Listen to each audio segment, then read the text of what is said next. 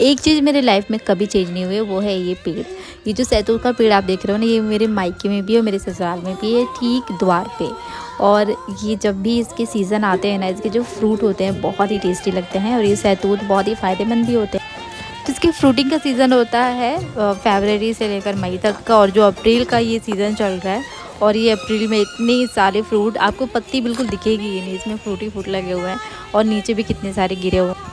तो क्या आपको भी ये सैतूत पसंद है? तो मेरे कमेंट बॉक्स में लिख के ज़रूर बताइएगा। Bye bye.